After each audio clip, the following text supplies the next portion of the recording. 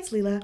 I want to talk about the importance of kink education. So, if you're going to be into pain play in kink, so that's the kind of play that has to do with physical injury to a person or causing somebody pain, it's really important to educate yourself about what that involves and about the anatomy, about the safe places to inflict certain kinds of pain, about the risks associated with those kind of things.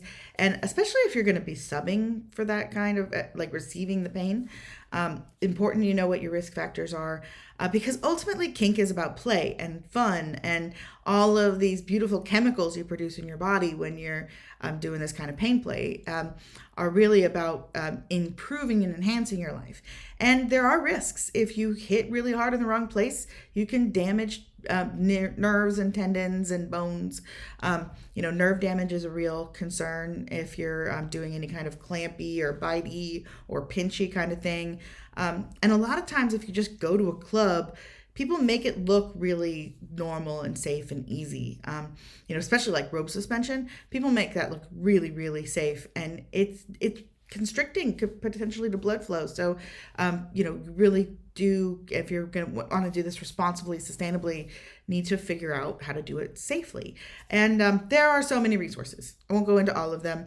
I will say that, there are tons of Kink 101 books, classes out there, a bunch of people doing this. Search for any topic you want and you're going to find people who are teaching or writing about it. And some of those like overview books about just kink in general can be really, really good for just like helping explore and helping figure out what you like. But it's really important to take care of yourself and to do your homework before you get too much into play. Also, it can be great to ask more experienced people because that's also a really nice way to get to know people. And they might have resources that are local and that are more in the sphere of what you can do in person or with small online groups. A lot of the bigger cities also have a lot of these things online. Like, for example, I know here in Portland, the Sub Rosa community often posts their classes as online classes, or Shebop is a women. I forget. I'm not going to even go there, but it's a very cool sex toy store that also does a lot of educational workshops, and they do those online. But when it comes to psychological play, like more of the being insulted or like kind of dirty talk taken to the nth degree, or giving away your power entirely to somebody else and having them take your power.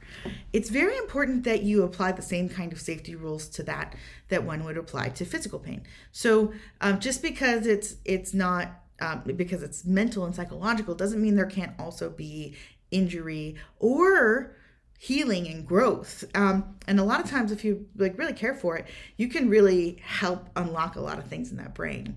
And it can be really, really fun and wonderful. I love it. But you do need to be aware of your risk factors. So if you're going to do some deep psychological play, it's a good idea to find a kink-friendly therapist and talk to them about that, or take classes on it.